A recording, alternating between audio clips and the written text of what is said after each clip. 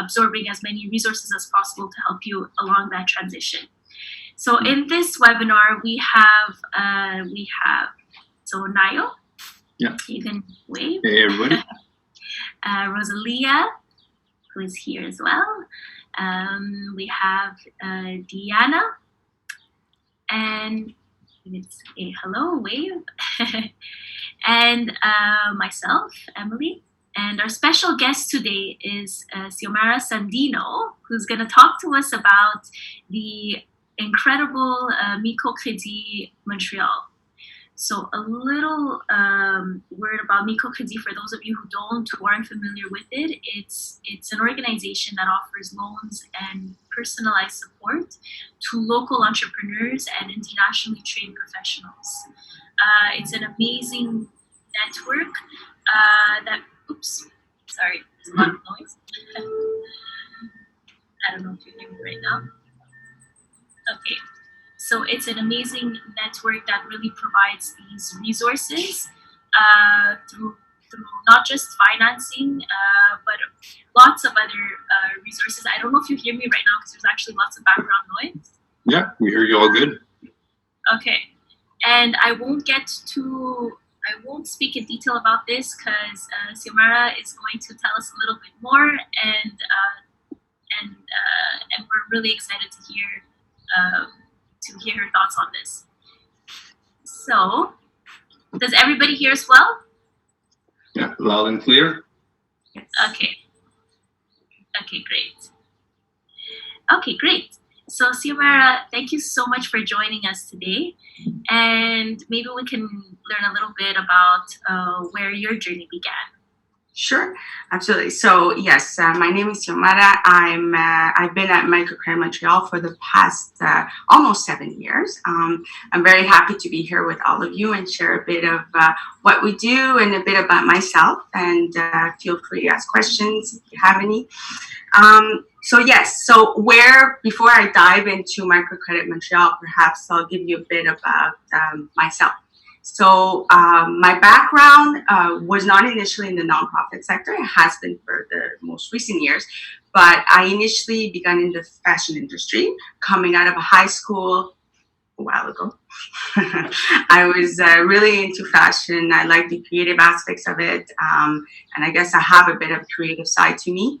And I decided I wanted to go there. And at the time I was living more in the country. And so for me, it was very important to be surrounded by people of all different backgrounds from everywhere, because that's the environment in which I grew up when I was a child. So I temporarily moved around the country, which was beautiful. But for me, at the end of high school, it was time to go back to the city, get back out there and really go into the fashion industry. So I went into fashion marketing in Montreal at La Salle College. And I was there for 3 years. And yes, I could have continued in the field, but I decided at that time that I was still young and I needed to continue on the education road. So it was important for me to materialize and to just study as much as possible. So I worked on the side and I also studied. And then I decided to go to university.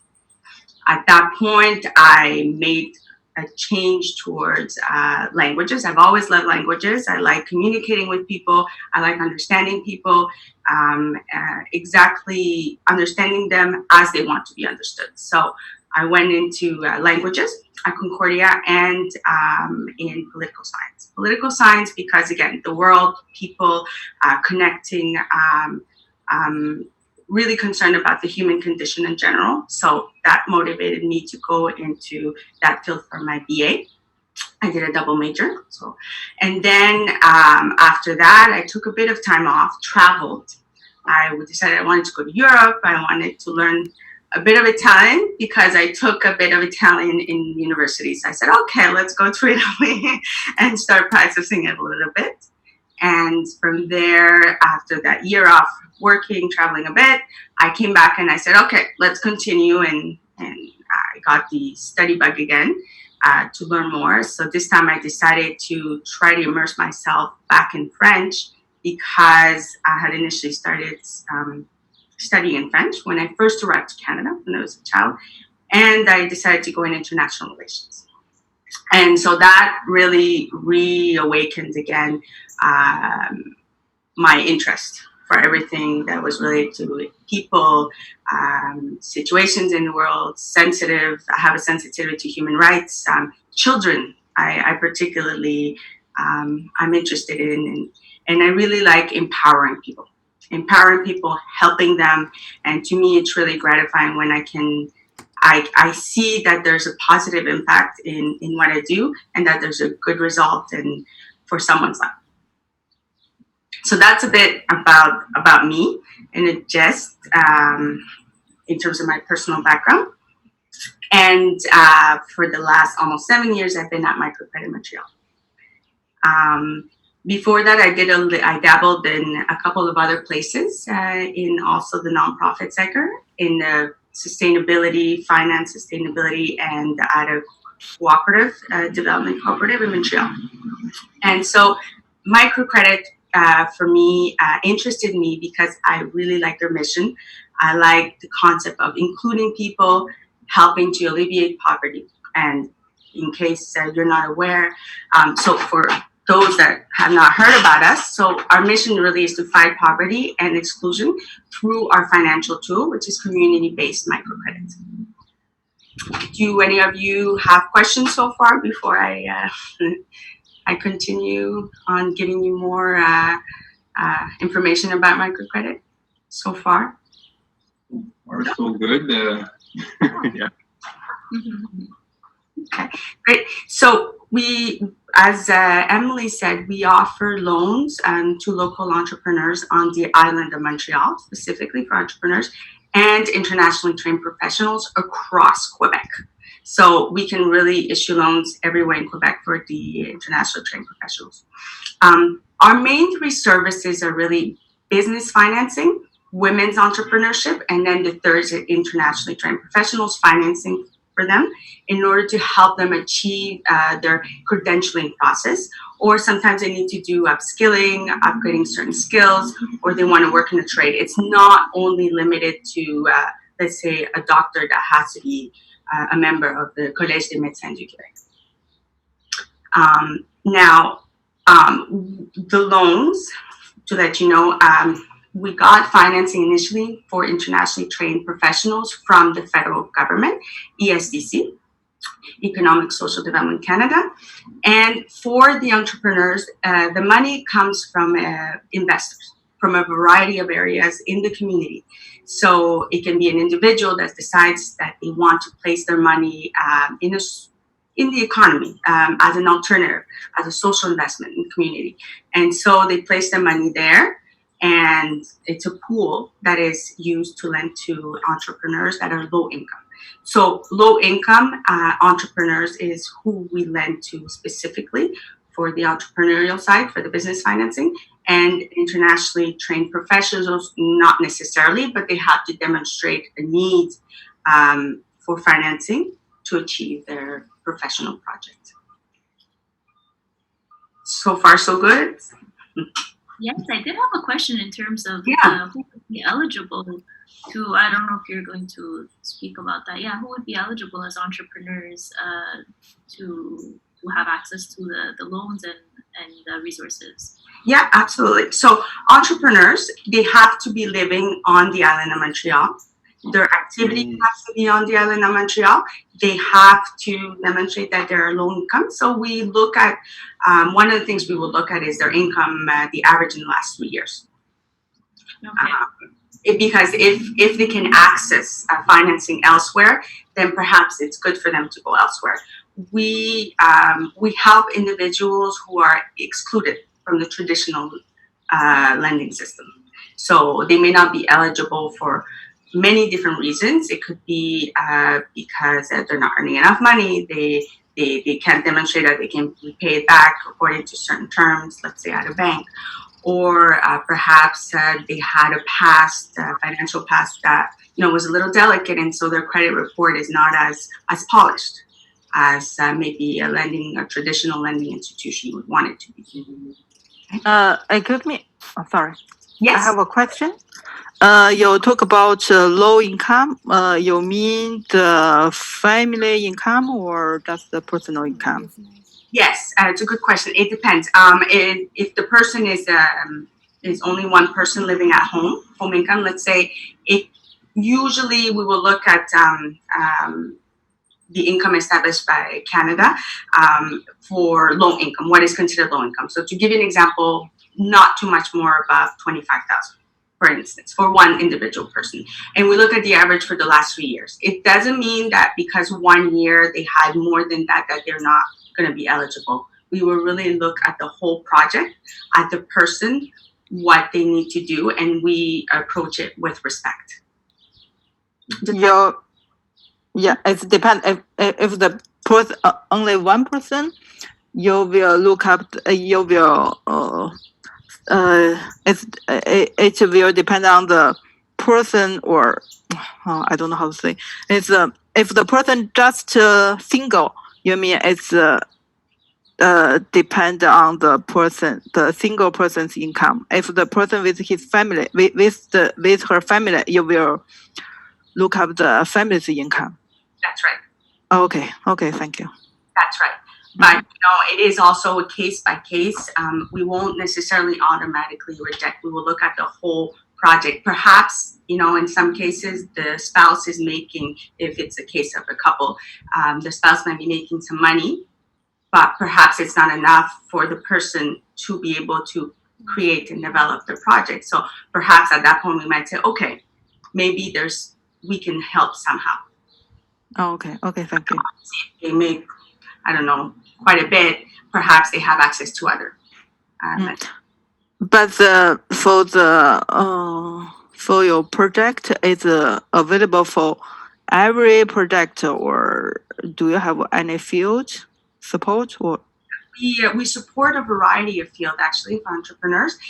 What we do not, we can't cover is anything that is kind of sexual or violent in nature, which seems obvious to some, but we have to mention it. Also franchising, we do not. So I think those are the main categories. And if they fall outside of the greater Montreal of the island, then there are other partners. And on that point, I should mention that we, Microcrédit Montréal, are part of a network of 16 organizations in Quebec. It's called the network Microcrédit. So they do the same thing we do, Microcredit, but based on their geographic locations. Okay, thank you. So if there's no more questions for the moment, I can continue to speak to you a bit more about the other services. So I mentioned a bit of the business financing. So just to let you know, the interest is 10% annually. And again, the money, the capital that is used to lend to entrepreneurs comes from investors. So it could be an individual, it could be a company, it could be a group. There's a whole variety of individuals, and they're really there. It boosts the economy by these investors lending money to organizations to lend to entrepreneurs. So it's a circle of empowerment, as I put it sometimes.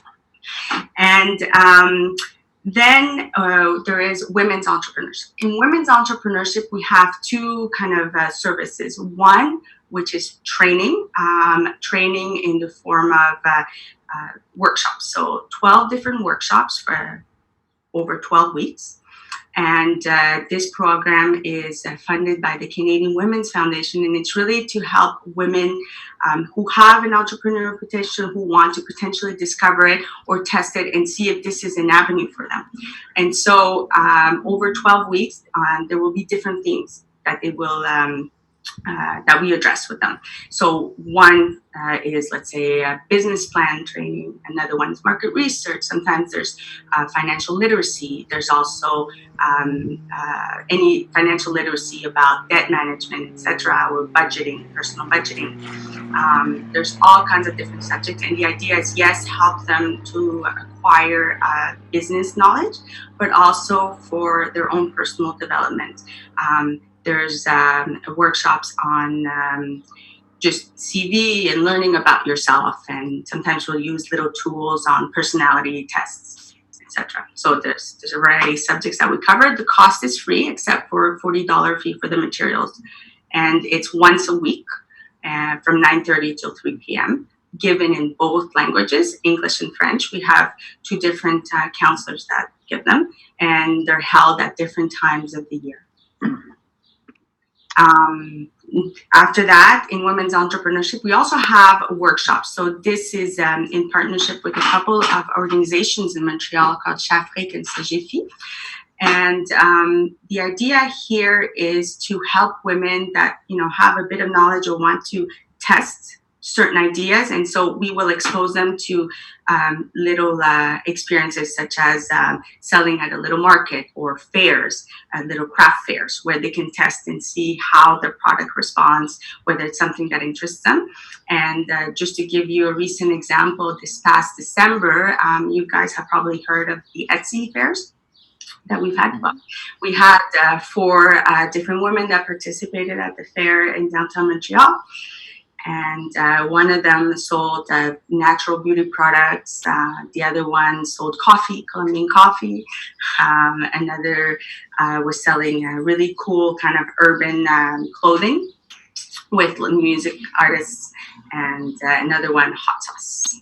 Moabi Gourmet. She sells hot sauce, very hot sauces. Really, really interesting. Yeah, we had a question if you have time. Charlotte was asking, is this what is called peer-to-peer lending when you were talking about women entrepreneurship? Peer-to-peer lending? Well, it's more, it's lending from the community. So not on that front, I'm not sure, but I would say we are really there. It's the community, the investors lending to the communities. And by lending to the entrepreneurs in the community of Montreal, there's a lever effect. Do they know which project they donate to, or they donate to the organization Microcrédit?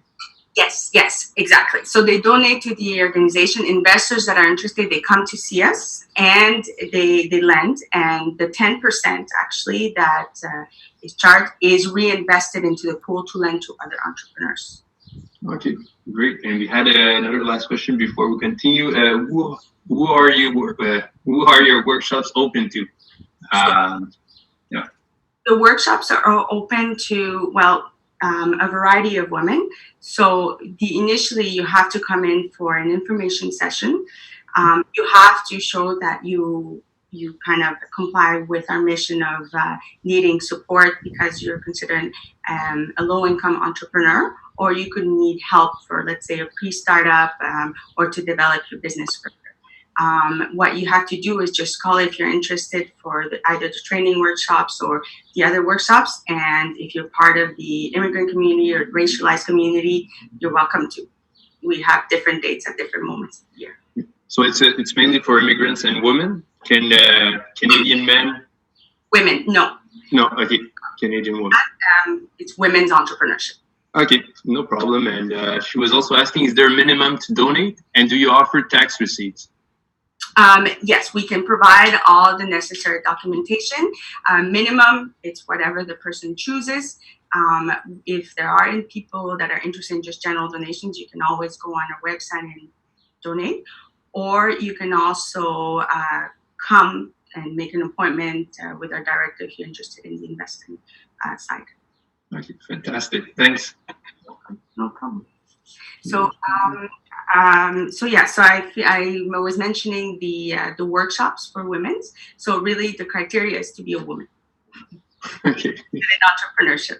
And one of the unique things I would say about our service is that we offer pre-startup loans. So they're very small loans for a person that has an initial idea, but they feel that they're still early on and they still need to experience it and dabble into it to figure out whether they want to continue on the entrepreneurship road or they want to work in something else. And so we offer $2,000 loans. These are little startup loan, so they can test it and see if it's interesting for them. And nobody else really offers this kind of product. So it's very interesting, and it's a way that's flexible for the person to repay. It's a small loan of $2,000. It's not a major debt that the person is incurring compared to, let's say, $20,000. Okay. Great. Um, there's more questions. So let me just go here. So Sheila was asking, is this donation from investors or do they receive a percentage? Oh, well, for the investment, for the investors that invest in our pool to capital to lend to entrepreneurs. So the 10% really, there's a 2% that the investor gets back, which covers basically inflation. Okay, great. Yeah, and they're free to withdraw when they want. If you want specificities about the investment side, and depending on the amounts, that is something that can be arranged with our director. You can discuss. And how do you fundraise? How do you find your community partners? How do we find our community partners? Well, we've been around for 30 years on the island of Montreal. A lot of outreach, which is kind of the code in the nonprofit sector for marketing. So really communicate and discuss with them. We're here, we're around, we'd like to have meetings. Sometimes we have events, and it's a lot of relationship building. And the whole fundraising side, let's say on our website, is a little more recent for us. So that's definitely an area where we're going to be trying to do more of. But we're 7 people at the organization, so in the nonprofit sector, you wear different hats. Oh, for sure, and you have to. You're like an octopus. You're kind of everywhere, and that's the nature of, I guess, the nonprofit sector. Yeah. If anyone wishes to invest, I imagine that that's all on your website. Yes, if they want to just make, let's say, a one-time donation, just to encourage the organization, because the money goes towards helping low-income entrepreneurs or women who want to pursue entrepreneurship, or an internationally trained professional that wants to work in their field, there's a donate button on the website directly. Microcredit.ca. Fantastic. Okay. I think everyone here is interested in donating or in somehow getting involved. So maybe we can ask you more questions about that after. Like towards the end of the presentation. Yeah. And again, if I'm forgetting something in the moment, I can gladly answer later, and not a problem. Fantastic. Okay. Thanks. So perhaps the third service I'd like to speak to you about is internationally trained professionals. So we've had this program since 2012. Initially funding by the federal government to lend to professionals who need to integrate and that have to work with a professional order. So that we've opened it up a little bit more to just help others integrate. People that need to upgrade skills, perhaps they're not in the professional category, let's say like a doctor or a dentist, but they would like to work in Quebec. So if they need to take up a trade, we can help finance that too. So these are loans from $500 to $10,000 in general, up to $15,000 for healthcare sector professionals, and they can request loans to us to help them in the process of their credentialing journey. So if they need to pay for evaluation fees, if they need to pay for examinations, if they need to take special preparatory courses in order to prepare themselves better for the exam, and any other permits, fees, license fees, books, materials, etc., and even living allowance in the short term. If, let's say, for 1 month they're preparing for an exam and they really can't work, we can help make them a little more comfortable and consider all those costs. In this program, the interest is a little lower. It's 4%. It's a fixed rate, and the maximum term to repay is 4 years, as opposed to 3 years in the business program. And there's a 1% fee, administrative only once, on the total amount that they request. And we have professionals from many different fields. And the 2 biggest sectors that we've seen are 45% for architects and engineers, 38% from the health sectors, which are dentists, doctors, nurses, technical radiologists, technicians in the health sector, etc. Those are the 2 main fields. And in terms of our demographic, it might interest some of you, about 40% are from Latin America. And There's also a good part from the Maghreb. There's a lot of also Iranians, but we have the United Nations in general, quite a bit of people from different parts of the world. And it's really, really amazing when you get to hear about the stories at the end, when they've achieved their dream. They often come back and tell us, thank you for giving me the opportunity and believing in my potential and helping me realize my dream.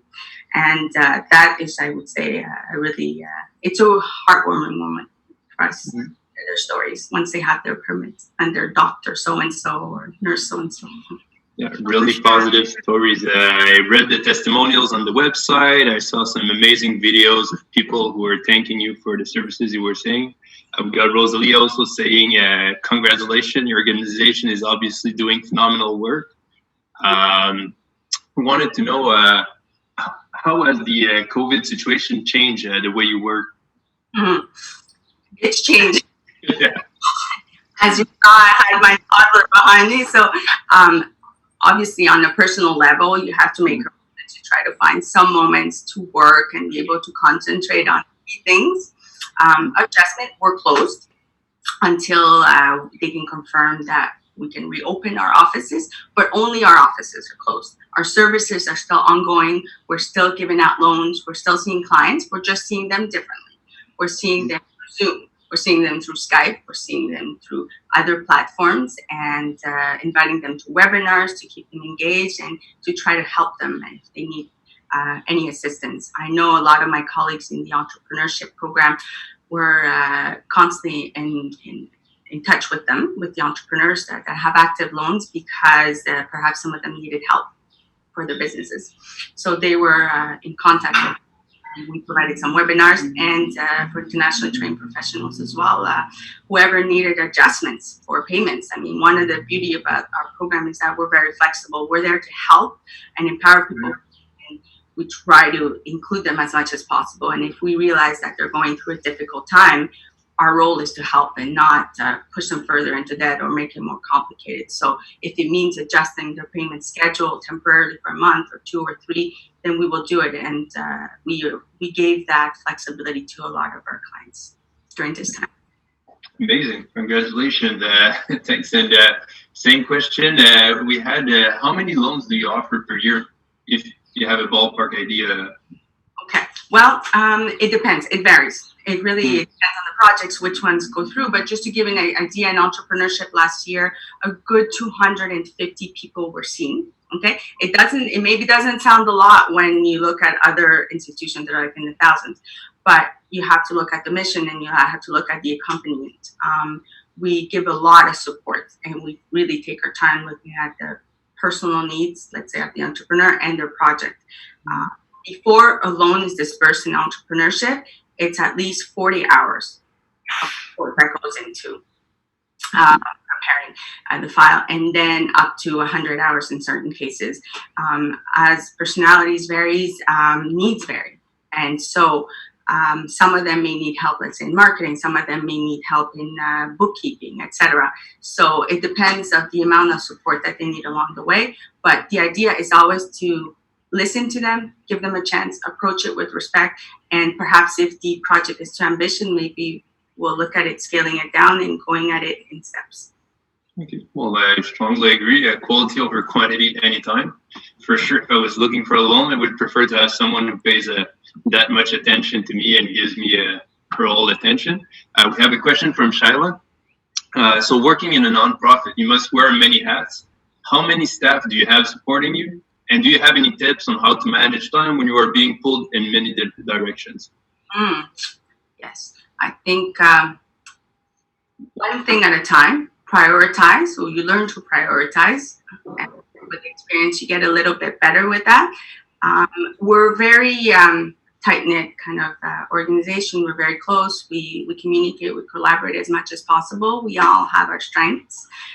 So naturally, I don't know if I need help in something related to accounting because I'm not trained in accounting. Maybe I'll go see a colleague that's very seasoned in accounting.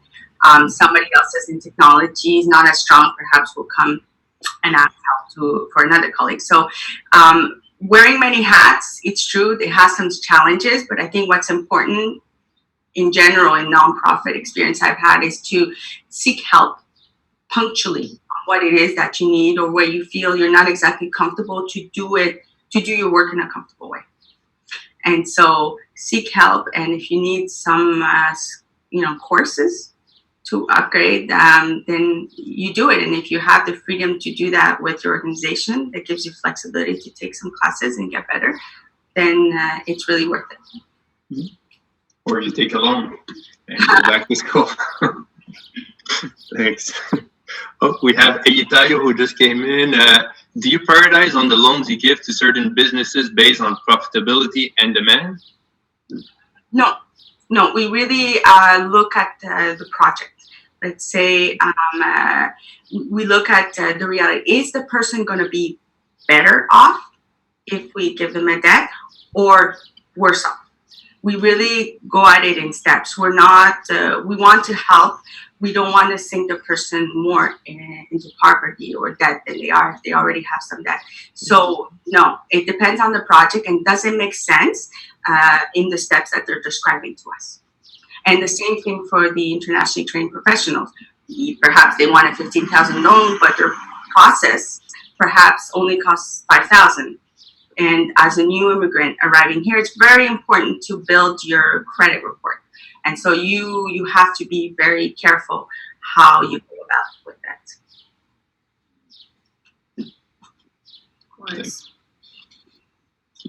Could you, someone asked for the website. Perfect. Nayo did. Mm-hmm. Great.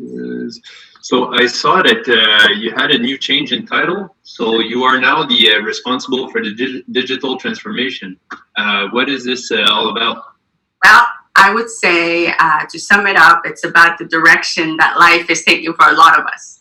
So I've been there for a while. I've dabbled into different things. And so now perhaps it's a time for a challenge and to learn something that's a bit outside of my traditional area.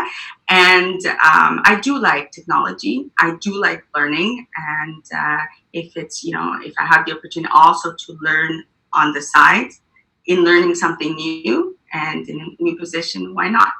I'm open to it. Can you tell us a little bit more about your role? Yeah. Yeah, absolutely. So, well, for to start off, I look at the files for internationally trained professionals.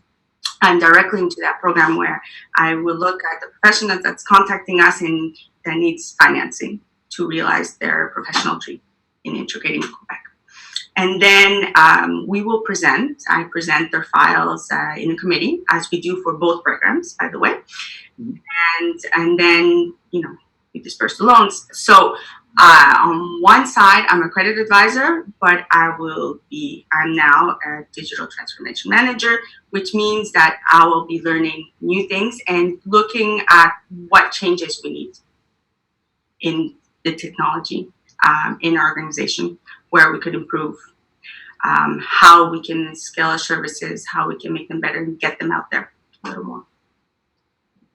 We'd love to learn more about all these tips on digital transformation. We're pretty much all in it together. Absolutely. Thanks, and thanks. And we saw that you were looking for volunteers on your website. Is this something that's still going on? Do you have a lot of them during the year? Yeah, we have them at different moments of the year, not enormously, but we've always been open, and we're definitely open to volunteers from different backgrounds. To give you a couple of examples, we're open for marketing sectors, to help a lot entrepreneurs and even some professionals that may need it, but entrepreneurs sometimes need digital marketing skills to promote their products or services, accounting, bookkeeping. It's always important. Many people may not like it, but it's a very important thing to be able to do and to at least interpret it. So accounting, bookkeeping, and communications also. Okay, great. And they say that they joined a board member to help out during, I guess, the meetings. Do you know how much time per week it takes, or? How much time per week it takes, sorry? Yeah, how much time per week they get involved in volunteering? It depends. It depends on the needs at the time. So if there's an entrepreneur in the moment that needs help to prepare the bookkeeping or their taxes, then it could be a few punctual hours, or it could be over a course of months. Okay, amazing. We're open if there's a student that says, I'd like to do an internship over the summer, and these are my skills. I have marketing. I'd be really interested in, helping this person promote their beauty products on their website. That could be a good idea. Option. That's great. So you also are open to having interns? Yes. Fantastic. Okay, we'll definitely connect with you. Absolutely. It obviously it's a little challenging at the moment right now, but we've had them. We've had them from McGill before as well, and from different backgrounds. Yeah. And the other thing perhaps I would add about volunteers is there's many opportunities for volunteering. You can sit on a committee. So our loan committees, that's what I was mentioning before, that when you evaluate a file, the file is evaluated by a team. So there's never just one person making a decision on the file. There's one person analyzing perhaps, but the decision is made by a committee, often different members of the team at the organization. But at times there's also volunteer exterior members that come and sit in on higher loans and at the site. So that's one way of getting involved. I'd like to participate, let's say, in a loan committee, etc. Okay, great. That's depending fantastic. on. I mean, at CATS, we're always promoting volunteering and also internship opportunities as a way to grow personally and professionally. So it seems that Microcrédit has so many amazing opportunities for our community, and what better way to develop new skill sets and also make such a huge difference. It's an incredible amount of it's incredibly rewarding. Yeah, it is rewarding. Yeah. And the energy out of a startup is pretty amazing. It gets people going, and and you get to wear many hats. We had someone asking, can you talk about some of your most successful entrepreneurs? You did say, depending on the size of the project, what are the biggest one? Well, I could give you a couple of little stories of some entrepreneurs and professionals. We have this lady called Veronique, who years ago started as a pre-startup. She had a dream of creating a grooming service for pets, cats and dogs. And so we helped her with a small loan of $5,000 to buy an old ambulance. And with this old ambulance, she refurbished it and made it all cater to her grooming business. It's called SOS Toilettage Primus. You can find it on Facebook. And so she comes in her little mobile truck, and she arrives in front of your home before you have to make an appointment. And you make an appointment for your cat or your dog to get cleaned or cut their claws and whatnot. And so she's still in business, and she's very happy. She had to initially, go in steps, pre-startup, then also she worked on the side 2 to 3 days a week while she was working on her business project. And once she was ready, after a year and a half of doing both at the same time, she quit and decided to dedicate herself to her business. That's incredible. You must love your job. Hearing all these fantastic stories, and I saw that one of the people you invested in was at Tout le monde en parle this Sunday. That's right. That was one of the examples. Good. Yeah. So you watched it. I saw his face many times. Yeah. So that's it's a good thing you bring it up, because that's one of the unique things that we do in business financing is we also can provide bridge loans. So bridge loans are loans for, let's say, nonprofit or that are waiting financing. And so in the short term, they need a little bit of liquidity for different things. So he came at a moment of growth in order to train coaches for his project. And Cours 3 for those that don't know, is basically a basketball coaching service in underprivileged neighborhoods, in schools. And so he was one of the clients that came to see us. And he's doing really great now. Pour 3 points. And the other, perhaps, is an interesting case. It's professional. And this is Herman. He was originally an engineer, a civil engineer in his country of origin, Colombia. And he came to see us back in 2013 almost. And we've had a long relationship with him. And now he's a full member of the Order of Engineers. He did his whole process. We financed his process with the order for him to be able to obtain his license here. And he's doing really well. He has 2 kids now, and it was really amazing once he got his permit and he called us. He says, guys, I got our permit. I'm really happy. Thank you for helping me achieve my dream. Wow, that must be the best, the absolute best part about your job, is that you can really make people's dreams become a reality. It's incredible. It's a 360 change. I mean, everything, their face, their expression, how they speak, you hear it.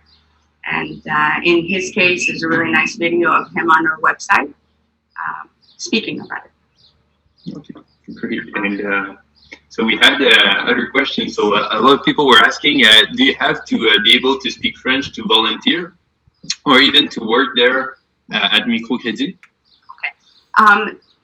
No. I mean, it is a lot, largely because we're in Montreal, a very much francophone environment, but we do need a variety of skills. So, you know, if the person has particular skills that we need and they're more seasoned, I don't know, in English, but they're willing to, let's say, work in French, we're open. We're not just going to discard it. We will consider it, and depending on what the need is at the time. Okay. Languages are always good because we help a variety of people from different backgrounds. So English, French, and Spanish we hear in, at the organization, plus other languages. Okay. Great, fantastic. Someone was looking, if they want to apply, should they contact you? They can contact, I can give you info, I can give it to you, info@microcredit.ca. info@microcredit.ca. Okay. You can. Fantastic. Okay, great. .ca. Great. And we have a question on jobs. Mm-hmm. So you sold the organization. People want to work for Microcredit. How could they get? Are there any job opportunities, and how can they stay updated on job opportunities? Well, the best way really is to communicate by the email I just gave you, and sometimes volunteering at times is the way to an opportunity in a moment when there isn't. Right now, we don't have any open job. So on that front, no, but we're open. There's definitely in the entrepreneurship area, perhaps in the next few months, you can always try, and we're always open, and you never know where that's going to lead. Okay, so great. So absolutely, and we promote that too very much, the importance of volunteering as a way to really build a network and do meaningful work, and that may lead to your next job, doing something that you're passionate about. Can you tell us, and I know this depends on every position, if you can speak to what is a good way to really showcase your skills, to showcase your professional your skill sets when you're applying to Microcredit. What does the organization really value in an application? That's a good point. I should discuss that with her. But I think that flexibility in general, I think it applies for a lot of different fields. Flexibility and willingness to learn. Like, I remember when I started years ago, perhaps I wasn't, at the time, I wasn't as strong in like a particular technology area, but I was willing to learn. I said, okay, well, if I have to, try it out and play with it, so be it. And so my director saw that I was open to it. So in the short term, it was more a trial period, like any workplace, the first 3 months, probation. And then they saw that, I was willing to try and learn. And from there, my position became permanent. So I think flexibility, adaptability, and soft skills are really important. I've heard them on your talks and I hear them everywhere, but it's true. And it's never a bad idea to work on them. And languages. In my case, I like to speak with people. I like the one-on-one relationship, getting to know them and listening to people's needs. And it's really helpful if you can understand them in their own language. Or if you can't, at least, the attempt of doing so. Oh, absolutely. Those are such great points, and thank you so much. It's so important, and I'm thinking this is also such important skill sets for other organizations or businesses now that are changing. The importance to be flexible, adaptable, willingness to learn something new, because there's going to be lots of changes. So, and languages are key. Thank you. I have a couple of minutes left, maybe a little less than 10 minutes. I don't know if you had any final points, and if we want to leave it open for any questions for anyone else, for the online participants. Okay.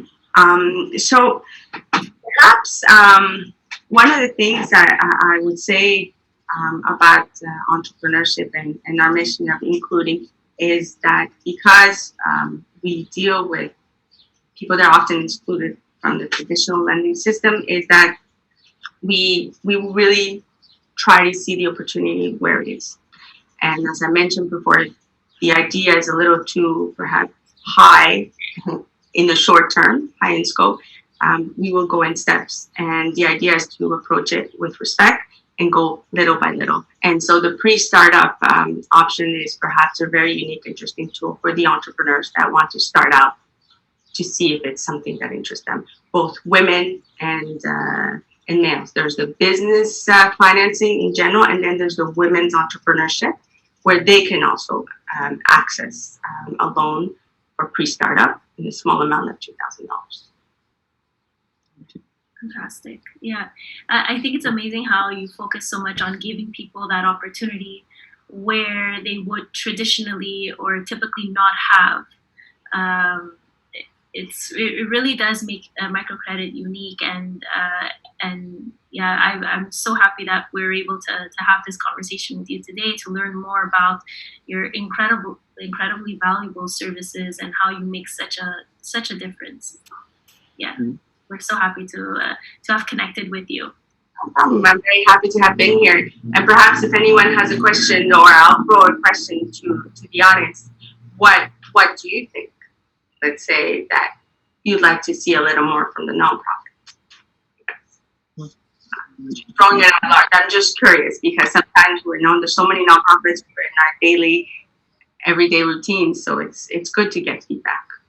So what do you think that you would like to see in the nonprofit sector? Yes. What service that would be interesting, let's say, to these two target audience that we deal with. I have a question, Xiomara. Now that you mentioned you are receiving volunteers for marketing roles, are you receiving applications for media buyer, for media advertising? Yeah.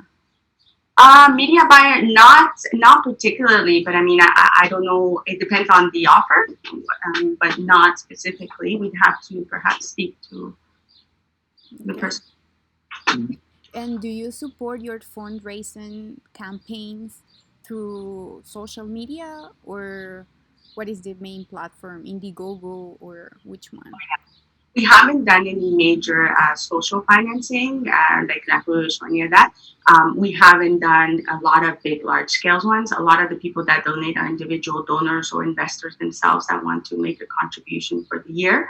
And more recently, because we updated our website and our social media presence in the last few years, it's starting now to trickle in, and this is something that we're definitely looking at developing more. Okay. We'll see how it takes shape. Yeah, and yeah, I'll be happy to hear from it, because I'm so passionate about social media, and I know the wonderful things that we can do online with social platforms, and especially for fundraising. There's ton of possibilities to get money from people and with big campaigns. Yeah. Yeah, absolutely. I'm sure there's a potential for a lot more for us on that front. I connected with you on LinkedIn. Okay, wonderful. I'll add you. We'll be friends. Yeah, for sure. I have a question too. Or one of the things you say, what would you like to see in the nonprofit? I'd love to work more with you. I know Emily's made a connection, but a lot of our students, or a majority of our students, are not from Montreal or from Canada. So I think, and a lot of them have an entrepreneurial spirit and ideas, and we see that all the time in our workshops. So I'd love to be able to work with you to, for lack of better words, feed you our students who would be eligible for loans. But I think what you do is phenomenal, especially the fact that, as someone already mentioned, it's something that doesn't really exist. The small, the small scale loans, people are just starting up. I think it's fantastic, and I'm sure we could partner. I'll send you some really excellent people. Yeah, thank you for joining us today. No, thank you, and thank you for your openness. From the time I met the CATS team, you've been really wonderful, and I think that collaboration is really important in the nonprofit sector, and we're very open to collaborating with people from very different backgrounds. And so I think a lot in terms of opportunities for volunteers or students, it really is sometimes timing and what the needs of, let's say, the entrepreneurs are there. So really, you'd be directly, let's say, a student would be directly helping an entrepreneur. The timing was right, let's say, to help promote their social media presence for the beauty product. Like one of our entrepreneurs, Lisa Noto, she sells natural beauty products. So she got help with the Etsy and etc. Do you have a place? I was just wondering, and maybe speaking of social media, but it would be fascinating to have all the stories or all the entrepreneurial companies, like somewhere on the website where you could visit all of, meaning, links or something where you could actually go see them all, especially the ones that sell products. Be super interesting and inspirational to other people too. Yeah. Absolutely. You're absolutely right. We have some of them. We're still working on getting them more out there in presence. That's one of the things we've discussed and we're working on, to make them, present on our websites, all of them. A lot of them, the ones I mentioned, are already on social media. Like Lisa Noto is on Instagram. SOS Qualitage is on Facebook. Another amazing entrepreneur, Denolin, who does outdoor gear for cyclists year-round, is on Facebook as well. But yes, we should also include them more on our website, and it's something we're going to work on and continue to. Fantastic. Well, we're reaching almost the end of the session. So I would love, like Rosalie was saying, we would love to collaborate more. If you ever have a networking session, I don't know, with the entrepreneurs, with the team, whoever, well, we'll be more than happy, even if it's online. I don't know if there's any last minute questions from anybody. If not, I guess, should we contact you by email or on social media if there's more questions? Absolutely. You can, for any general questions, you can always contact us through info, social media. We're on Facebook, we're on Instagram, we're on Twitter. We're getting more and more technology. We're fine. And yes, absolutely. We're open to collaborating. Anything you need, just contact us. Okay. Well, thank you very much for your time. This was a great session. So anything you want us to share also with the community, feel free to send it to us and we'll share it along the different channels we have. So thank you. And Thank you very much, Xiomara. All of you, thank you so much. yeah, enjoy the beautiful day. Stay safe and not too warm.